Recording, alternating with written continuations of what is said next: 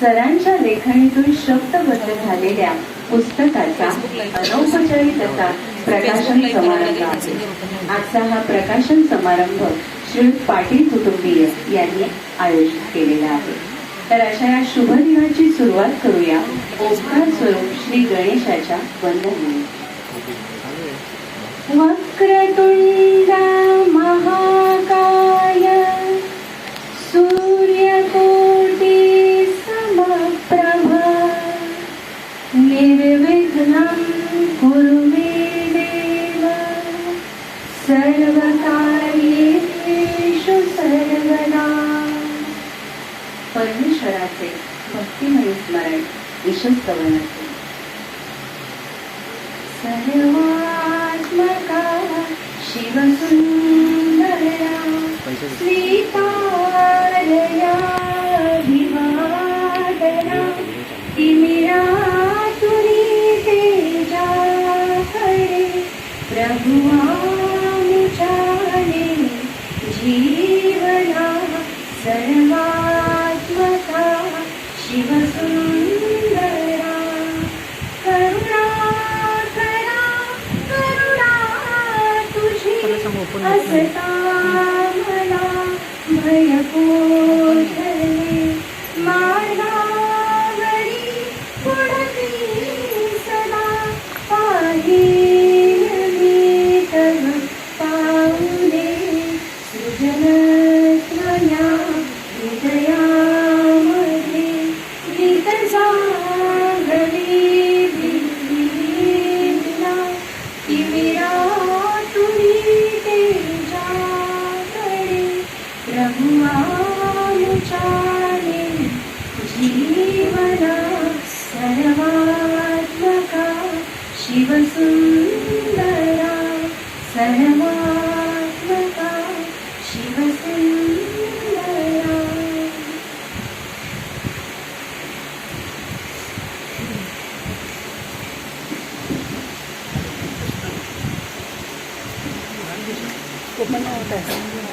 ऐक Mahesh Facebook live कर.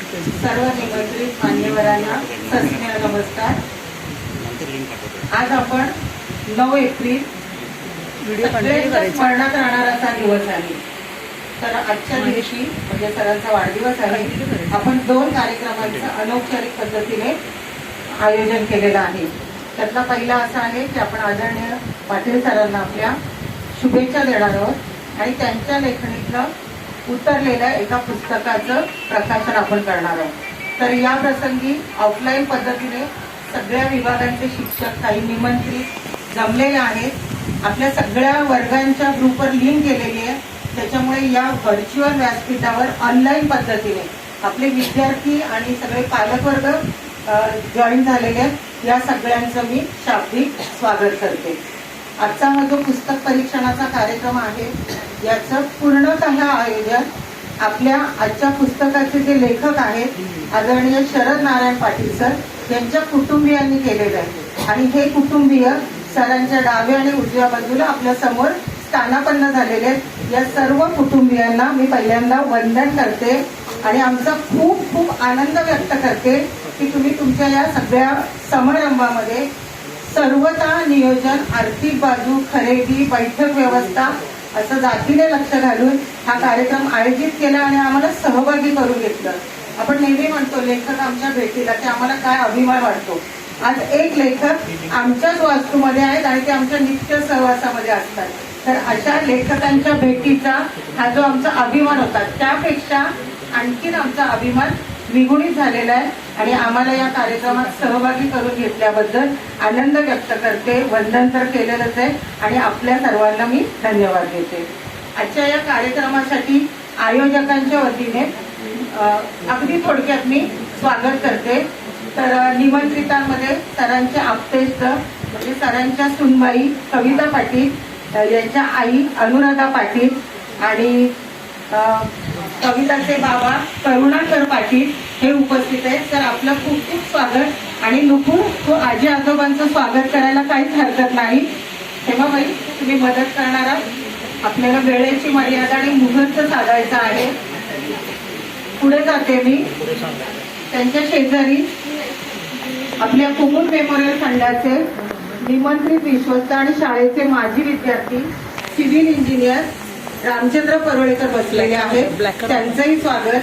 त्यांच्या शेजारी कुमुद मेमोरियल फंडाचे विश्वस्त आणि आपले 2 माजी विद्यार्थी बसलेले आहेत. आदरणीय महादेव कोळी सर आपलेही स्वागत. आदरणीय विलास कांबळे सर आपलेही स्वागत. त्यांच्या बाजूला कित्येक दिवसाने वाडीकर सर आपला प्रवेश आमच्या शाळेत झालेला आहे. आमच्या उपस्थितीबद्दल मी आनंद व्यक्त करते आणि आमची नुपूर आपलं स्वागत करत आहे. त्यांच्या शेजारी आमच्या संस्थेचे निमंत्रित विश्वस्त आदरणीय भोईर सर बसलेले आहेत. यांचंही स्वागत. कविता पाटीलबाई आता आपण उठावं. आपल्या या बाजूला इंग्रजी माध्यमाच्या मुख्याध्यापिका जारी जोशीबाई आवर्जून उपस्थित आहेत. मॅडम खूप खूप स्वागत आणि तुमचे थँक्स पण म्हणते कशासाठी तर तुम्हाला माहिती आहे. त्याच्यानंतर कित्येक दिवसांनी जवळजवळ 2 ते 3 वर्षांनी म्हणजे मागच्या गॅदरिंग नंतर आज आपल्या ठाकूर मॅडम उपस्थित आहे. त्यांचंही स्वागत. सगळ्यात उल्लेखनीय म्हणजे ज्येष्ठ नागरिक संघाच्या वतीने डॉक्टर मृदुला पंडित उपस्थित आहेत. वाडीकर मॅडम उपस्थित आहेत. यांचंही स्वागत. आणि आपला कृष्ण बांदेकर ज्याचा या पुस्तकाच्या बांधणीमध्ये मोठा वाटा आहे. यांचंही स्वागत. सगळ्यांचं स्वागत झालेलं आहे. बाई आशिष पाटील परत एकदा आणि आपण सगळेजण आपण आनंद व्यक्त करायचा आहे आणि हे संस्थेचं भविष्यातलं ऑफिस आहे म्हणजे हे आपलंच आहे. तर आपल्या ऑफिसमध्ये स्थानापन्न होताना आपल्याला काय आनंद झाला असेल हे सगळं तुमच्या चेहऱ्यावर दिसतंय.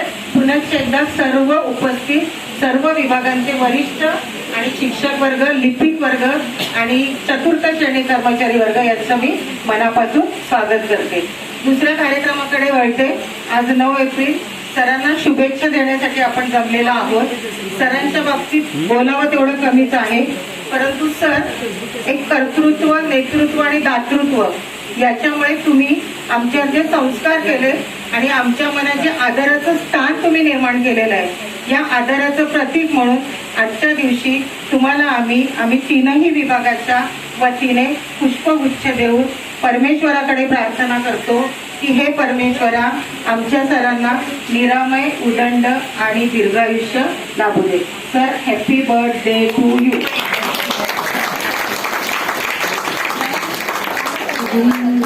शरद शतम वर्षे शरद शतम वर्धे शरद शतम वर्षे शरद शतम जीवे शरद शतम शतम सुदिनं सुदिनं जन्मदिनं भवतु मङ्गलं जन्मदिनं भवतु मङ्गलं जन्मदिनं विजयी भव सर्वदा जन्मदिनस्य हार्दिक शुभेच्छा.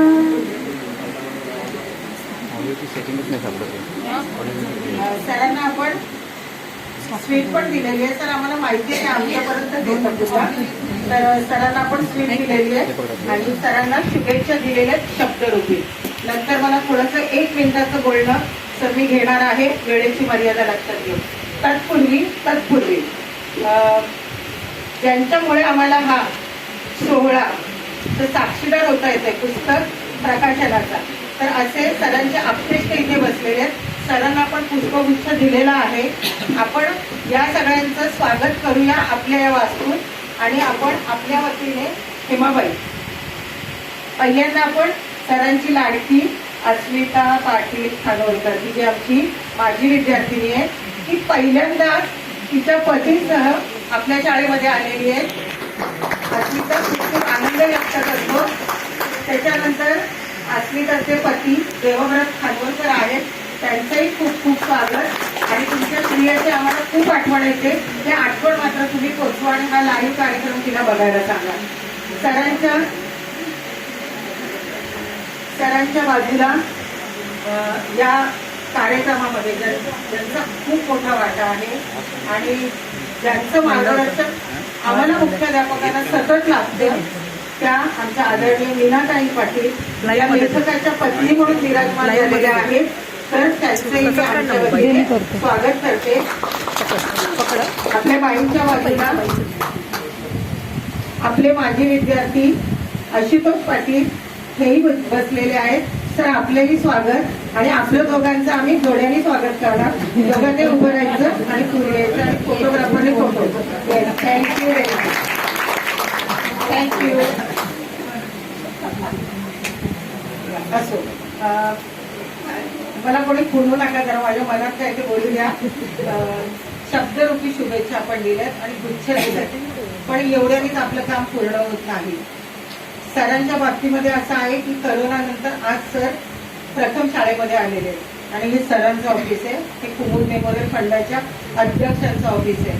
तर त्या अध्यक्षांच्या काय भावना आहेत ज्या मला त्यांच्यापर्यंत पोहोचवायच्या त्या मी पोहोचवते. सर आपले घरी असले तरी सरांचा दोनच गोष्टींचा ध्यास आहे.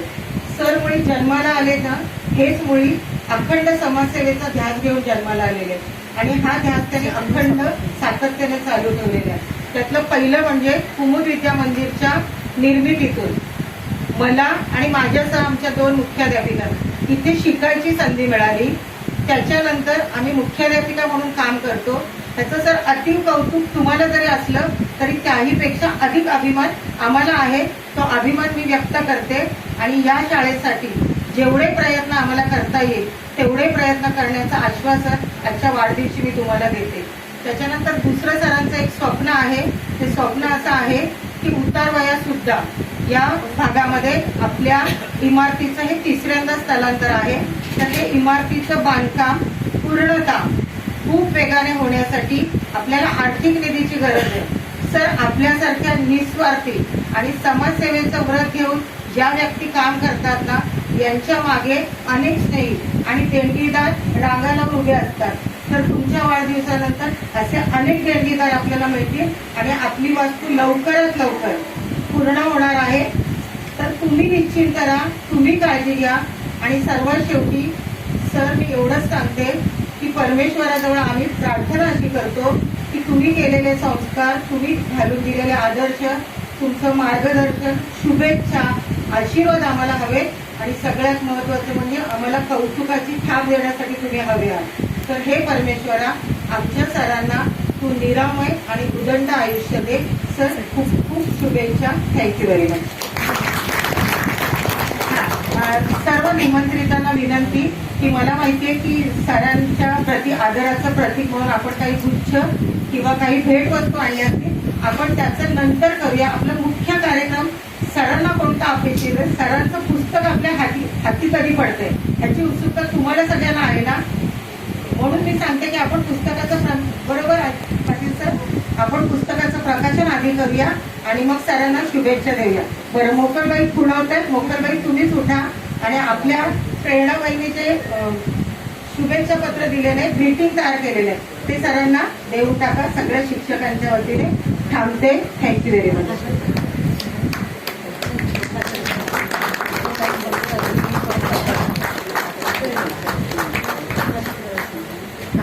आता बाई तुमच्याकडे मी सूत्र देते ना, नको? बरं बरं. आयोजकांनी विनंती केली त्याप्रमाणे आता बरोबर 9:05 आहेत आणि आमच्या नियोजित वेळेप्रमाणे पुस्तकाचं प्रकाशन हे आदरणीय आशुतोष पाटील म्हणजे लेखकाचे पुत्र हे करणार आहेत आणि त्यांच्यासह त्यांचे कुटुंबीय आहेत. तर आशुतोष पाटील आपणास विनंती. बर्वे मॅडम आपली काही मदत लागल्यास.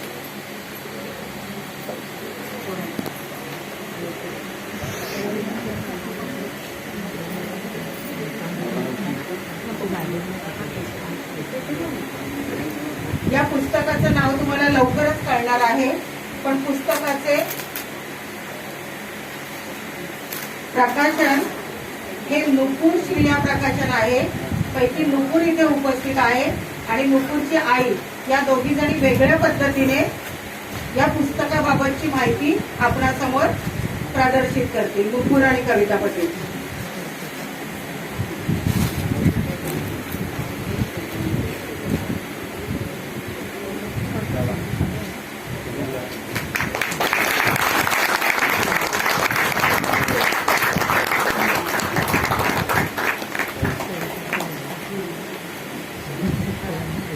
आपल्या सगळ्यांना नम्र विनंती, तर व्यतिरिक्त आपण सर्वांनी पुस्तक हातात घ्यावं आणि या पुस्तक बघण्याची उत्सुकता आमची येथे आधीच टाळून धरू नये. फोटोग्राफरनी सगळे स्किल एकवटून हा क्षण कॅमेरा टिपवायचा आहे. काही बसू नये, आपण एक फोटो काढूया. कविता पटेल काही तुम्ही राहिलेले आहात, तुमच्या हातात एक पुस्तक घ्या पटकन. आशुतोष पाटील थोडी काही निमंत्रितांना पुस्तकाची प्रत द्या.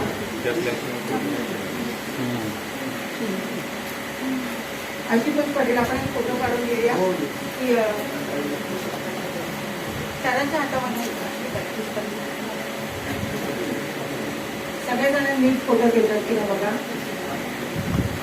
आणि बाकीच्याने एका कॅमेरामध्ये इकडचे पण चेहरे टिपा. किती उत्सुकता लागली सगळ्यांना की पुस्तक कधी आमच्या हातात येतं.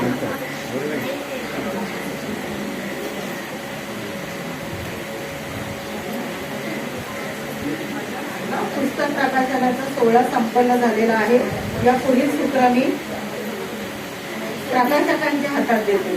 आजच्या पुस्तकाचे प्रकाशक होते सरांचे पुत्र माननीय आशुतोष शरद पाटील. तर पुढील सूत्र आपल्याकडे.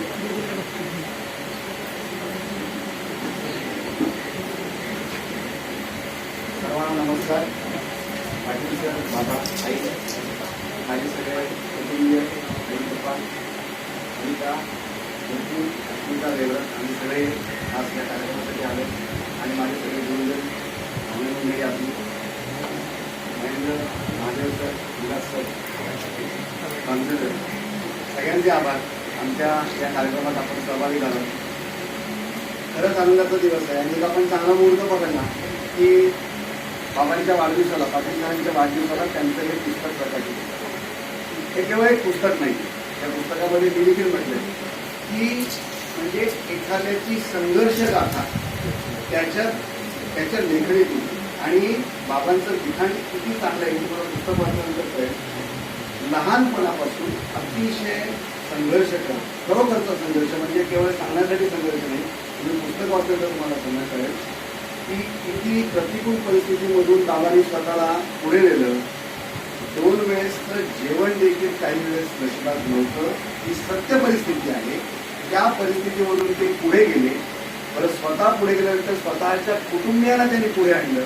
आणि त्याच्यानंतर त्यांच्या शाळेतले किस्से तुम्ही वाचाल तर थक्क व्हाल की आता जे नेतृत्व गुण आपण जे पाहतोय हे नेतृत्व गुण त्यांनी लहानपणापासून अगदी हायस्कूलपासून केलं होतं.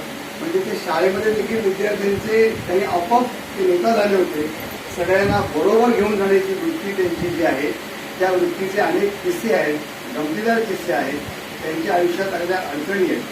खरं म्हणजे एखादा माणूस आत्मवृत्त आत्मकथा लिहितो तेव्हा कधी कधी त्याच्या मनात त्याची काही कधी कधी मळमळ येते. ती न येऊन देता त्यांनी त्यांच्या मनात ती तळमळ येऊन दिली. हे या पुस्तकाचं वैशिष्ट्य आहे. एक पुस्तक हे मुलांनी वाचावं, हे शिक्षकांनी वाचावं, हे प्रत्येकाने वाचावं असं पुस्तक आहे. छोटं करून करून करून एवढं छोटं झालेलं आहे. या पुस्तकासाठी खूप मेहनत आईनी म्हणजे पाटीलबाईंनी खूप घेतलेली आहे.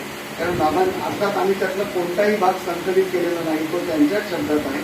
आपण फक्त यांनी काही काही मायनर टेक्निकल चेंजेस असतात ते.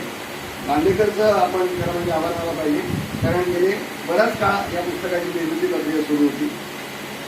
बाबांचं वैशिष्ट्य म्हणजे आता त्यांचे हात थकलेत तरी अजूनही त्यांना लिखाणाची आवड आहे. अजूनही ते लिहितात. आणि बाबांनी हे सुरुवात केली बघा 5-6 वर्षांपासून सुरुवात केली. हा जो हे मुखपृष्ठाचा फोटो आहे हा 3-4 वर्षापूर्वी काढला. तेव्हा देखील त्यांना व्यवस्थित चालता यायचं. एक समुद्र किनाऱ्याला नेऊन त्यांना त्यांचा हा फोटो आम्ही काढला होता. आता ते अतिशय कमी चालतात.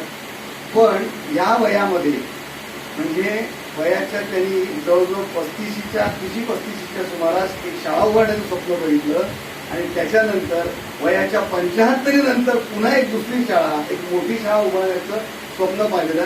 अगदी मोजके असतील. म्हणजे आपण म्हणतो की ज्यांचे पाय धरावे असे पाय आपण बघायला मिळत नाही.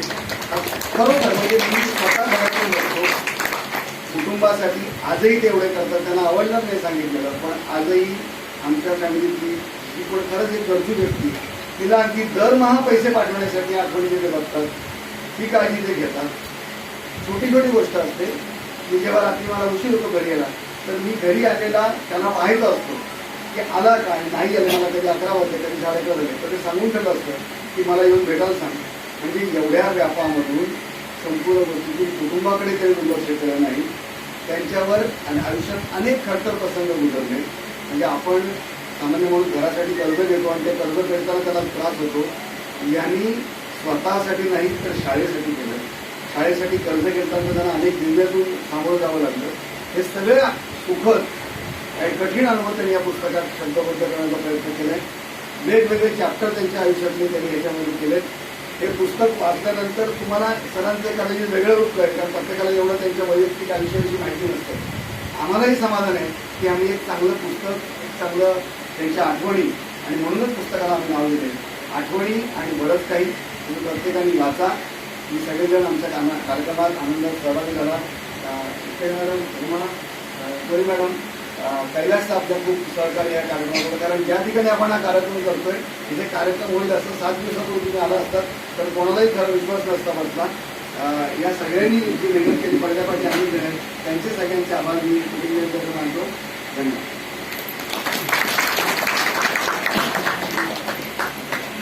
प्रकाशकांना थँक्यू. आम्हाला पुस्तक वाचण्याची फार उत्सुकता निर्माण केली तुम्ही. आता लेखकांना विनंती की त्यांनी आपलं मनोगत व्यक्त करावं ना. तर किती दिवसांनी आणि बसूनच तुम्हाला तिथे माईक मिळणार आहे. तर सगळं व्यवस्थित सांभाळून तुमचे जेवढे शब्द कानावरती आमच्या पडतील ते ऐकण्यासाठी आम्ही आतुर आहोत. आणि तोच आमचा आजचा दिवसभराचा आनंदाचा ठेवा असणार आहे सर. तर आदरणीय पाटील सरांना बोलण्याची व्यवस्था केली आहे.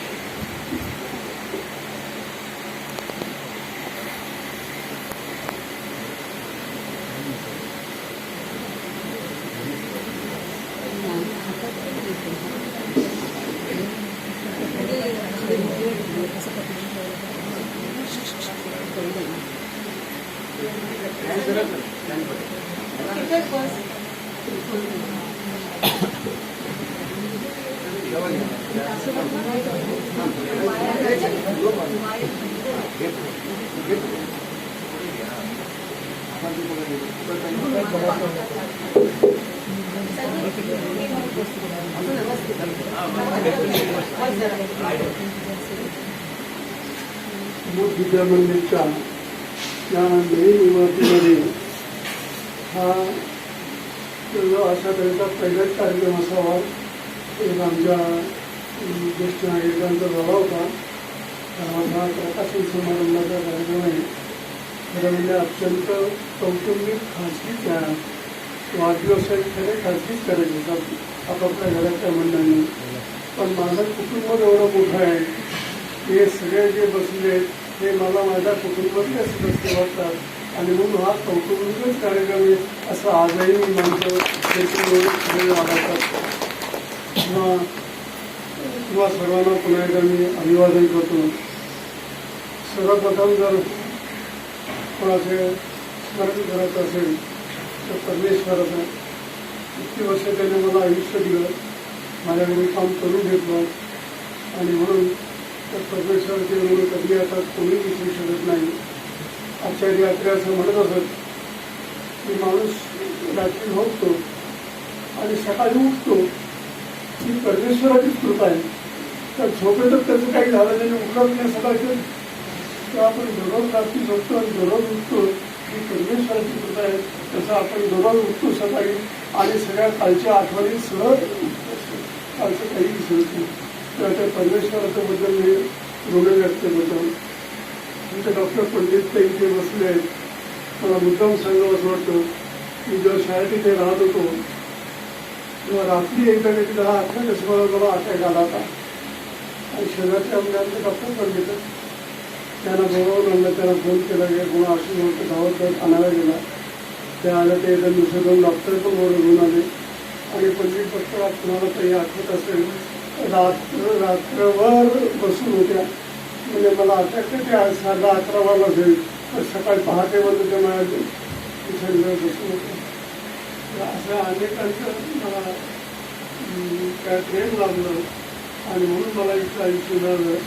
माझे अनेक विद्यार्थी डॉक्टर आहेत, आता तर काही केवढे डॉक्टर आहेत. सगळ्या प्रकारच्या विकारांवर डॉक्टर उपलब्ध आहेत. आपले या शाळेतनं वकील झाले. नुसतं त्याला फोन केला आणि आधी जरा असं समजलं असं का मी येतो सर थांबा. मी कितीही जरी कामत असला त्यांना फोन करून मी तुम्हाला करून देतो. त्या फोनवर कधी लगेच सल्ला देईल. आणि मोठ्या मोठ्या क्षेत्रात डॉक्टर अरविंद पाटील आहे, डॉक्टर लक्ष्मण फुले आहेत. गेले 20-25 वर्ष मला त्या स्वराज दिसणे करत आहेत. लक्ष्मणला फोन केला की लगेच आवडून निघून तो सामकाला जातो, टॅक्सी घेतो, टॅक्सी घेतो. पैसे घेण्याचं तर नावच नाही. किती गेलं नाही तिथं नाही. पूर्ण औषधी येताना बरोबर इतके डॉक्टर आता आहेत की मला आजारी पडायला काही हरकत नाही. त्याच्या आजारी पडण्याची शक्यताही नाही. असे इतके डॉक्टर त्यांचे सगळ्यांचे मनापासून आभार मानतो.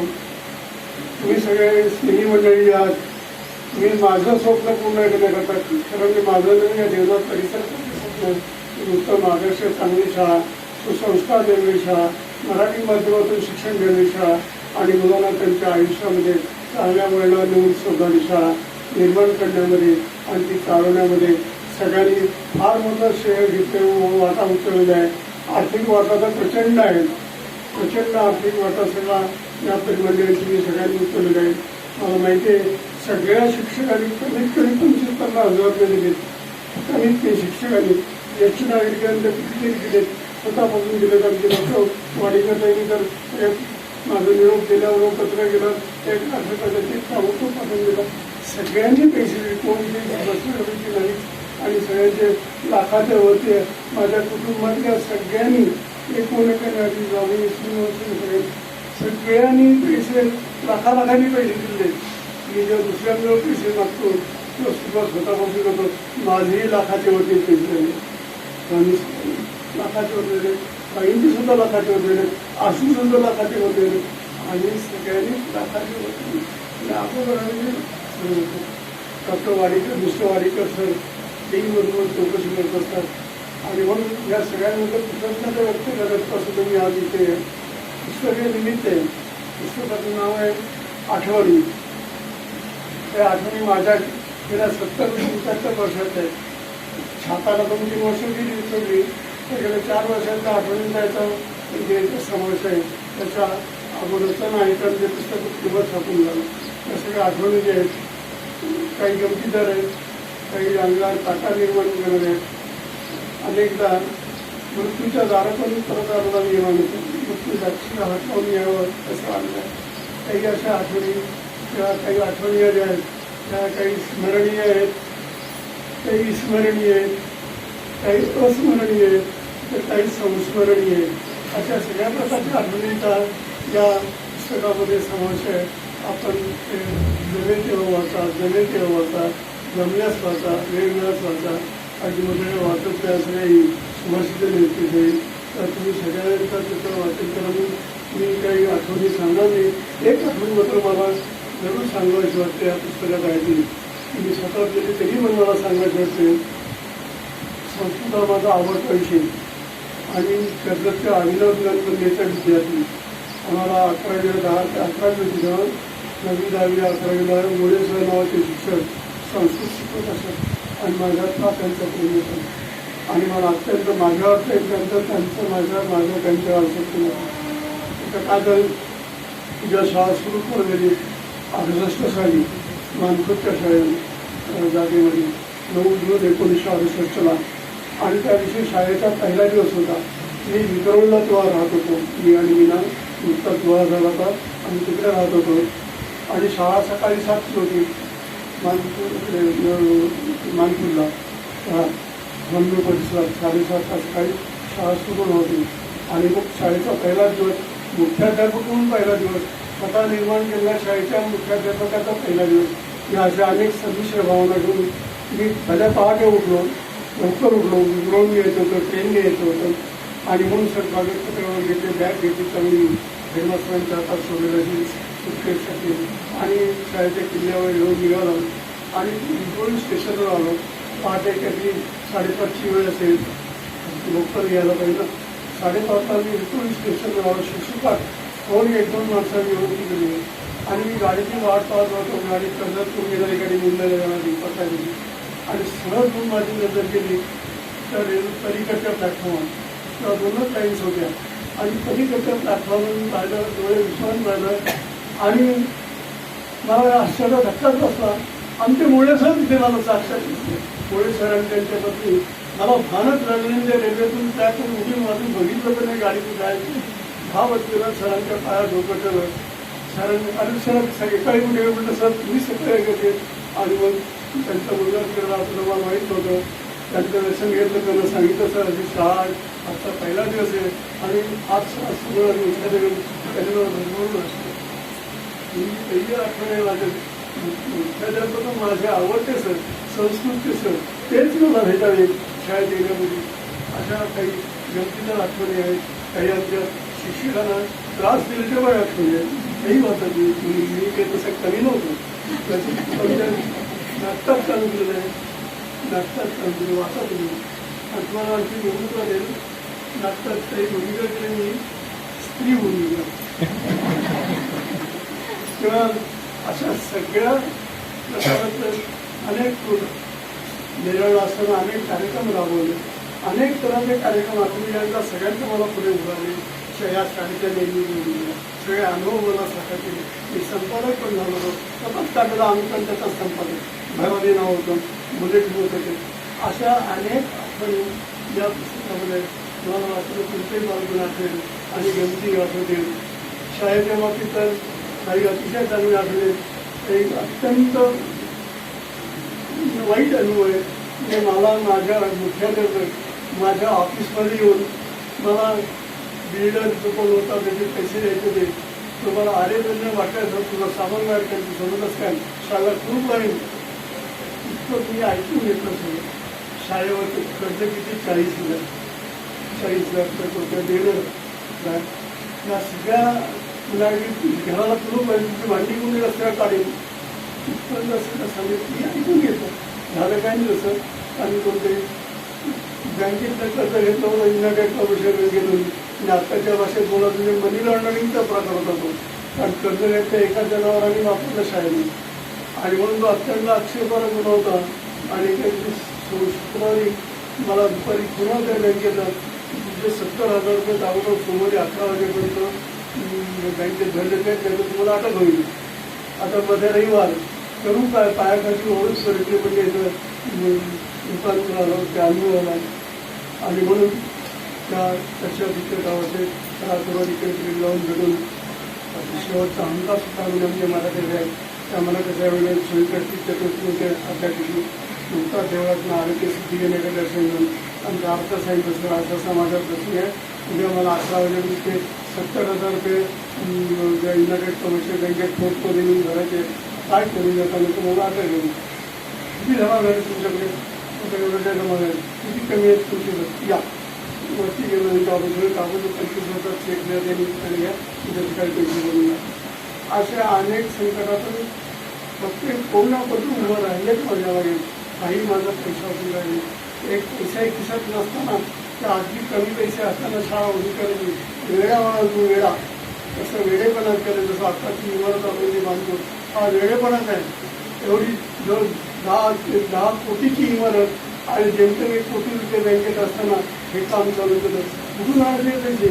1 कोटीची पैसे आणि प्रोजेक्ट किती 10 कोटीचा. कसं काय हे कर्ज पण केलं सुरू सगळ्यांनी साथ दिली. विशेषतः आमचे तरुण मित्र आपले माजी विद्यार्थी महादेव कोळी, रामचंद्र परोळेकर, दोघे दशमी, महेंद्र, विलास कांबळे ह्या सगळ्यांनी असा काही जोर मला पाठीमध्ये.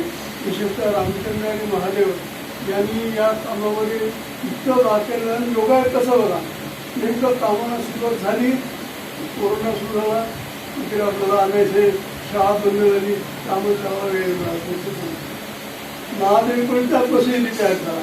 नेमका इतिहास झाला 24 तास महादेव त्याच वर्षी नेमकं त्यांच्या रामचंद्र परोळेकर कॉलनीतून इथे राहायला आला तेव्हा गावामध्ये हाकेच्या अंतरावर म्हणजे आम्ही हात मिळाले की लगेच आला पाहिजे. ते सगळे योग असे आले की त्यावेळी आम्हाला आपोआप उद्धार मिळाला. आणि ही सगळी म्हणजे महेंद्रचं होईल प्रत्येक गोष्ट मी वाचत ते वाचते 5 पेशी वाचते इतका पाहतात. आणि म्हणून आणि तुम्ही समजा प्रचंड सहानुभूती प्रचंड म्हणजे कल्पना सुद्धा नव्हती. अजूनही पैसे रोज आपले संध्याकाळी दर्शनाची यादी पाठवते आणि पैशांची आज किती पैसे आले 70,000 80,000 लाख रुपये आणि 50 रुपये आणि त्या सगळ्याच्या आठवणीमध्ये हे सगळं धाडस केलं. हे या वयाच्या 80च्या पुढे बोलावल्यानंतर आणि त्या कथांमध्ये सुटाळीत केला. त्यांनी जो मला कबूल करावं मला माफी पण माहिती नाही. माझा 80वा वाढदिवस सहस्त्र चंद्रदर्शन काय रोज बघतो सगळे घरात हसरे तारे असं चालून पाहून पण तो स्टंट होता. वाढदिवसाला काही महत्व नव्हतं. त्यानिमित्ताने देणग्या मागितल्या लोकांकडे की ज्याला तुम्हाला काही मला भेट द्यायची तर मला मिळता संस्थेच्या नावाने लॉस ऑर्डर चेक द्यावा. लॉस ऑर्डर चेक घेता येईल कॅश घेतले जाणार नाही. आणि असं आवाहन केलं आणि अक्षरशः रांगा लागाव्या तशा रांगाला मी सगळे होतात पालक होते माझी विद्यार्थी होते पैसे घेऊन आलेल्या अनेकांनी चेक देण्याला सांगितलं. सरा पहिला चेक आहे नंतर नाही तर दुसरा आणि असे पैसे येत नाही. खरोखर अविस्मरणीय संस्मरणीय खेळाचे असले त्या सगळ्यांबद्दल मी कृतज्ञता व्यक्त करतो. पुस्तकाच्या आठवणी तुम्ही वाचाल. मला त्यानिमित्ताने एक सांगून मी थांबणार आहे. या पुस्तकामध्ये मुखवृत्त आहे मोठे वाचूनच चाललेलं आहे अलिबागच्या समुद्र किनाऱ्यावर. त्या मुखपृष्ठाविषयी तुम्हाला काय वाटतं तुम्ही त्याचा काय अर्थ लावता त्याच्यामध्ये काय लपलेलं त्या माझ्या कोणत्या भावना त्या मुखपृष्ठामध्ये चित्रामध्ये पण लपले चित्र बोलता येते त्याचं तुम्ही एक पाटावळी फिरून काढलं कोणी आणि त्यानंतर आपण त्याची परीक्षा समितीने म्हणजे वाडीकरबाई वगैरे आणि छानपैकी बक्षीस पण त्याला देऊ शकतो. ओपन फॉर ऑल ही स्पर्धा सर्वांसाठी आणि दुसरं एक आंदोलनानंतर हे जे पुस्तक आता आहे त्याचं छपाईचं खर्च कसा झाला तर देऊन झाले पैसे घेऊन झाले पण अगदीच फुकट दिलं तर ते बरं कसं नाही. मग ते पत्र हँडल्स होत असतील मग ते कोणी घेतो म्हणून त्याने हिशेब पण राहायला पाहिजे. म्हणून त्याला स्वेच्छा मूल्य ठरलं नाव पण त्याला म्हणजे स्वेच्छा मूल्य. स्वेच्छा किती ₹1 असेल तर 1 लाख रुपये सुद्धा असेल किती असतील असे ते देऊन पुस्तक घ्यावं आणि अशा स्वेच्छा मूल्य जे काही जमेल आजचं ते सरळ किंवा शाळेच्या इमारतीला दिले त्यातल्या कधी पैसा सुद्धा कारण छपाईचे पैसे घेऊन जाण्याचा काही खर्च काहीच नाही. तेव्हा जमणारे पैसे जे जमते ते आता येता येता दुसरं माझ्या बरेच चेक आले त्याच्या माझी घरात निघता येतं दारात आमचा राजेंद्र वापरेल सर माझा चेक काय आपलं चेक दिलं असे सारखे जन्मवत येत असतात. मला काहीच तुम्ही करत नाही काही कमी पडत नाही. तुमचं पुण्य गेल्या जन्मी या जन्मी हे गेल्या जन्मीला पुण्य केलं असेल ते सगळं आता आमच्या मुलाबाईमध्ये सारख्या 2 वर्षाचा कायदा झाला. मला सगळ्यात म्हणजे गमत वाटते आंतरराष्ट्रीय क्रिकेटचा क्रिकेटपटू जसप्रीत बुमराह आपल्या भारताचा मोठा आधारस्तंभ हा बुमराह त्याच्या आधी जे आमच्या माझ्या घराच्या समोर जे आम्हालाही जे माहिती तो बुमराह जसप्रीत बुमराह आणखी लहानचा आधीकडे यायचा त्याच्याशी उन्हाळ्यात आला की ते खेळलं यायचं शाळेचे मला आपलं काही माहिती नाही. पण त्याची आधी मात्र शाळेत जर आमच्या ज्येष्ठ नागरिक संघाच्या कार्यक्रमाच्या निमित्ताने येत असते आणि तिने शाळेचं सगळं बांधलं पाहिलं तिने जास्तीत असायचं त्याने 5 लाख रुपये दिले काय समजलं म्हणजे असे पैसे कुठून येत असतात त्याची नाव माहिती नाही असेही पैसे येत असतात. ते सगळे परदेशात होत आहे त्यांना आभार तुमच्यासारखे स्त्री मिळाले मला तसं वैयक्तिक समाधान आहे. पाठीबाई खूप काम करतात मला खूप माझी काळजी घेतात माझी सून कविता ती काळजी घेते मी खूप काळजी घेते असं तर ते खूप सारखे चालवतात जेवढंच ते बोलतात आणि सगळे कोणताचे वडील कोणती खोटा येऊन जात असतात त्यामुळे कौटुंबिक दृष्ट्या असं नाही. त्या पुस्तकाच्यावरती एक उल्लेख मला मला जरूर करत आहे. पुस्तक प्रकाशानं की खूप मोठी कटकट त्याच्या विषयाला पुस्तकापासून आणि थोडंसं वाक्य शब्दात कम्प्युटरपासून हे सगळं काम बाईंनी केले. बाईकडे मला आता आलेली वाचता येते सगळी चष्मावर कधीच वाचता येते त्याची खूप तपासणं, प्रयत्न करणं, मांडणी करणं, हे सगळं झालेलं. एवढ्याच या शाळेच्या निर्मितीमध्ये सुद्धा, त्या शाळेच्या निर्मितीमध्ये सुद्धा मी फक्त थोडंसं पैसे गोळा करण्याचंच काम करत असेल. बाकी शाळेचा दर्जा राखण्यासाठी शिक्षकांनी कामं, पालकांशी संबंध ठेवणं, ही सगळी कामं पाटीलबाईंनी केली. तर त्यांचं सगळं 99% श्रेय त्या शाळेच्या निर्मितीमध्ये त्यांचं आहे, त्यांची मेहनत आहे. आणि त्यांच्या मेहनतीमुळे, सहकार्यामुळे मला हे सरकारला या सर्वांचा अत्यंत मला सगळ्यासाठी मिळेल. अशी मला वाटतं एका वृत्तवाहिनीचा संपादक आहे, मोठ्या पदावर आहे. आणि त्याचे तिथे कौतुक करून राज्यपालांच्या पुस्तक त्याचं कौतुक झालं. अशी भरपूर माझी लाडकी आणि जावे यांनी देवत समाधानी आहे.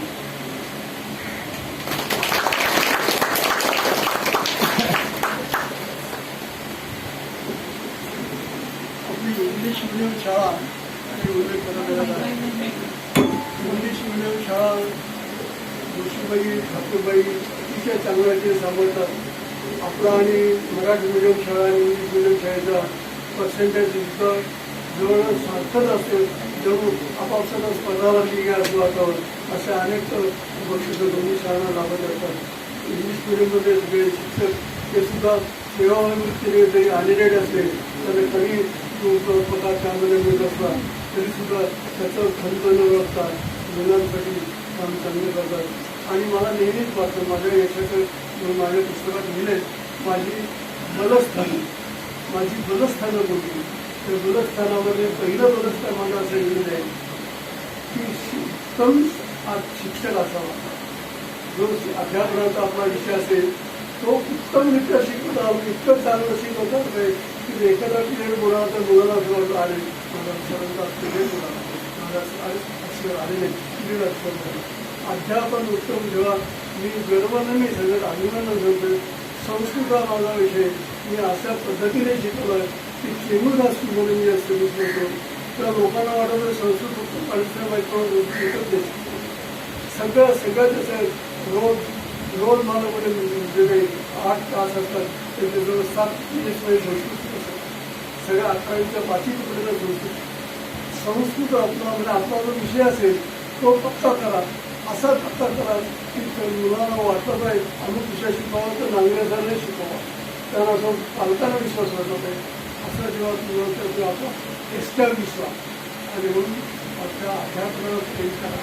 आपण मुलांच्या भल्यासाठी शिकवते, लक्ष ठेवा.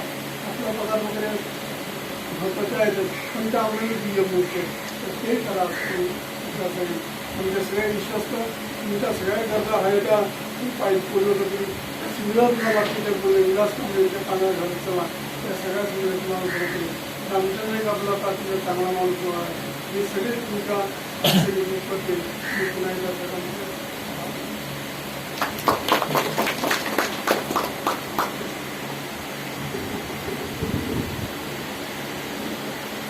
सर आपले मनोगत ऐकलं की असं वाटतं 10 मिनिटं सगळ्यांना वेळ द्यावा आणि त्याचं मनन आणि चिंतन करत राहू. पण असं 10 मिनिटाचा अवधी आपल्याला मिळणार नाही. ही एक गोष्ट. सर तुम्हाला खूप खूप थँक्स. आमचा तो हक्कच आहे की तुमच्याकडनं मार्गदर्शन घ्यायचं. आणि आज तर तुम्ही सिद्ध करून दाखवलं की तुम्ही शाळेत येऊ शकता, तुम्ही छान बसू शकता आणि तुम्ही आमच्याशी बोलू शकता. तर सर जेव्हा तुमची कधी इच्छा होईल तुम्ही आम्हाला सांगा, आम्ही आतुरतेने तुमची या शाळेमध्ये वाट पाहतो. सरांनी सुरुवातीला सर असा उल्लेख केला तुम्ही की ईश्वर, आपली सगळ्यांचीच ईश्वरावरची श्रद्धा असते की आपण रात्री झोपतो आणि सकाळी उठतो तर त्यामध्ये ईश्वराचा वाटा आहे. आपली सगळ्यांची श्रद्धा आहे सर, माझीही श्रद्धा आहे. आत्ताच मी एक पुस्तक वाचलं, त्या पुस्तकामध्ये सर असं दिसलं मला की त्याच्यामध्ये असं विचारलं की ईश्वर श्रद्धा तर आहे पण कोणी पाहिलंय का आणि कोणत्या रूपात. आपल्या मनामध्ये जो भाव आहे त्या रूपामध्ये आपल्याला ईश्वर दिसतो आणि म्हणून त्याच ईश्वराने ना तो अमूर्त स्वरूपात आहे. म्हणून आपल्यासारख्या समाजसेवेचं व्रत घेतलेला आणि शून्यातून विश्व निर्माण करण्यासाठी स्वतःचं सगळं आयुष्य व्यतीत करणाऱ्या समाजसेवी, शिक्षणप्रेमी आणि आमच्या ज्ञान मंदिरातल्या तपस्वी अशा सारख्या व्यक्तींना देवत्व बहाल केलेलं आहे. तर मला असं वाटतं सर, असं देवत्व आपल्याला आम्ही बाहेर केलेलं आहे, हे तुम्ही स्वीकारा नका स्वीकारू, या आमच्या मनाच्या भावना आहेत सर. आणि तुमचा आणखीन एक विशेष आहे, तुम्ही असे हातवारे वगैरे करताय म्हणून मला बोलावं लागतं. सरांना इतरांना मोठं करण्यात फार आनंद होतो. बऱ्याचदा सरांना इतरांचा आनंद हाच आपला आनंद वाटतो. तर सर, असे आमच्या ज्ञान मंदिरातले आपण आमचे श्रद्धास्थान आहात. आपण मनोगत व्यक्त केलं, थँक्यू व्हेरी मच. मगाशी आपल्याला वेळेची मर्यादा होती आणि आम्ही आमच्या नियोजनामध्ये बरोबर 8:50 पुस्तक प्रकाशनाचा सोहळा संपन्न करायचा होता, तो बाई आपण केला. पण कार्यक्रम संपन्न करताना आपल्याला पण आनंद असतो की आपण वेळेत करतोय का. आणि मला आयोजकांनी 10 मिनिटं दिलेली बाई, बेडचे बाई बाहेर घड्याळ लावून बसलेल्या. 9 मिनिटं मी बोलली, 1 मिनिटं मी तुमच्यासाठी देणार आहे. तो 1 मिनिटं असा की सर म्हणाले की माझ्या आयुष्यात किंवा माझ्या जे काही प्रसंग आले तब्येतीच्या बाबतीत, त्यावेळेला डॉक्टर पंडितांचा उल्लेख केला सरांनी, आपल्या अनेक डॉक्टर माजी विद्यार्थ्यांचा उल्लेख केला. सर, मी तर असं म्हणते, देव माणसं असतात ना, त्यांनाच देव माणसं भेटतात. आणि अशी सगळी देव माणसं आपल्या अवतीभवती आहेत आणि ती आपल्याला भेटलेली आहेत. तर हे ईश्वराबरोबरच आपलं जे कर्तृत्व आहे ना, त्याचं हे फलित आहे. तर अशा आपल्या कर्तृत्वाला सलाम. त्याच्यानंतर ईश्वराचा आणखीन पण सर उल्लेख केला तुम्ही की सकाळी आपण उठतो आणि रात्री झोपताना, तर याच्यामध्ये ईश्वराची लीला असते. तर हे जरी सत्य असलं ना, तरी त्याचबरोबर कुटुंबातल्या व्यक्तीही तितक्याच महत्वाच्या असतात. आणि आपलं हे जे पंचकोनी कुटुंब आहेत ना, त्याच्यामध्ये ईश्वराची श्रद्धा आहे, पण आपली सर्वतोपरी आपलं डाएट सांभाळणं, आपलं औषध पाणी आणि शाळेचं सगळं काम करून आपल्या सुनबाई, आपली नात आणि अशू पाटीलबाई हे सगळं काम करतात. बाई, हा उल्लेख मला आवर्जून आता आठवला. आणि म्हणून सरांच्या या शुभेच्छाच्या निमित्ताने आजचा हा तुमचा जो दिवस आहे हा खूप खूप आनंदाचा जाओ, असं मी पुन्हा एकदा सांगते. आणि सरांच्या आयुष्यामधला आपला जो वाटा आहे, आपलं जे पंचकोनी कुटुंब आहे, हे आमच्या सगळ्यांसाठी नक्की आदर्शवत आहे आणि ते आमच्या कायम स्मरणात राहील. मी अशाच आपल्या आदरणीय पाटीलबाईला विनंती करते की या पुस्तकाच्या जडणघडणीमध्ये त्यांचं काही मनोगत असेल तर त्यांनी व्यक्त करावं. आदरणीय पाटीलबाई, लेखकांच्या पत्नी.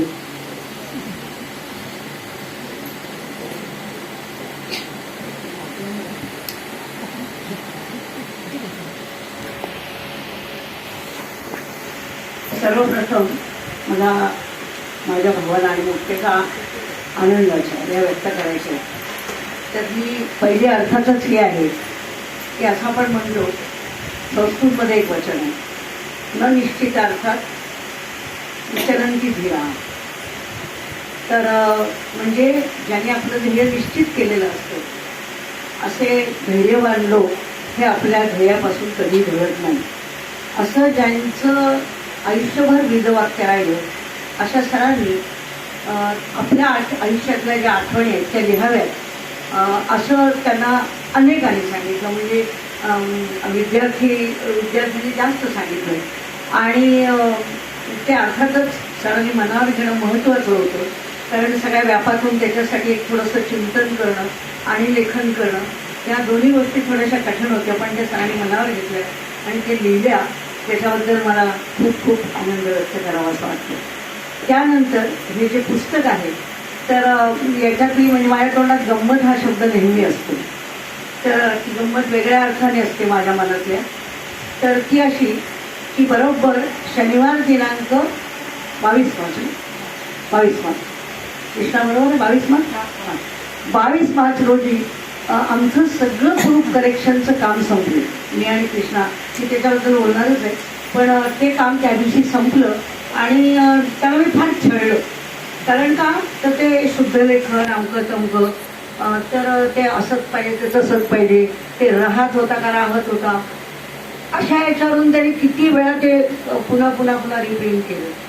तर असं सगळ्या या प्रोसिजरमधून गेल्यानंतर म्हणजे मला त्याची गंमत वाटते त्या योगायोगाची. बरोबर 22 मार्चला ते संपलं आणि मग पुढे 2 वर्ष ते काम जरा थांबलं. आणि मग आमच्या हेमा महिन्यानंतर आठवण झाली की अरे, ते सरांचं पुस्तक आहे आणि ते त्यांच्या मनात घेऊन हे जे विद्यार्थी आहेत आमच्या या तिन्ही मुख्याध्यापिका, आपले विद्यार्थी माझी विद्यार्थी आहेत, की सरांच्या वाढदिवसाचा त्यांना फार अप्रूप आहे तर त्या वाढदिवसाच्या दिवशीच आपण त्या पुस्तकाचं प्रकाशन करायचं.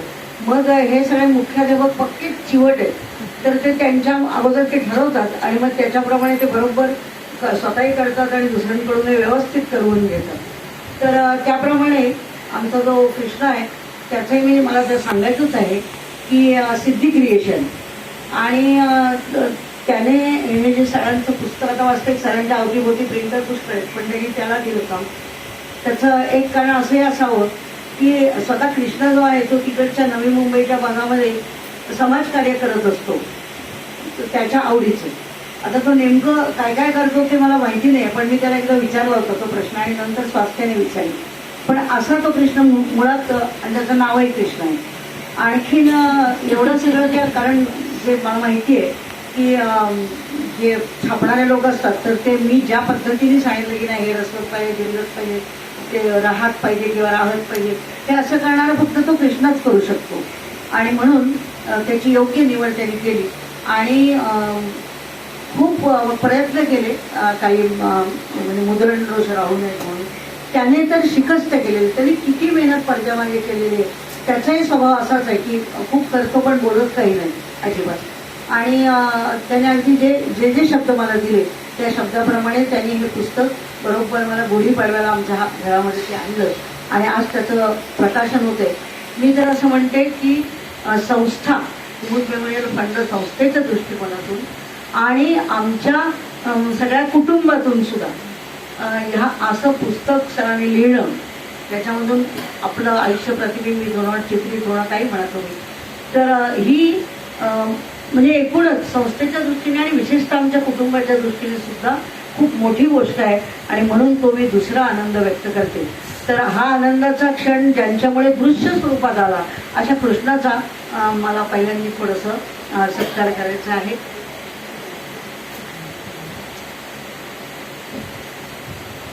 फुल देऊन त्याचं स्वागत मगाशी केलेलंच आहे. आणि एक अल्पशी भेट आमच्या सगळ्यांच्या हस्ते अल्पशी आहे. आजच्या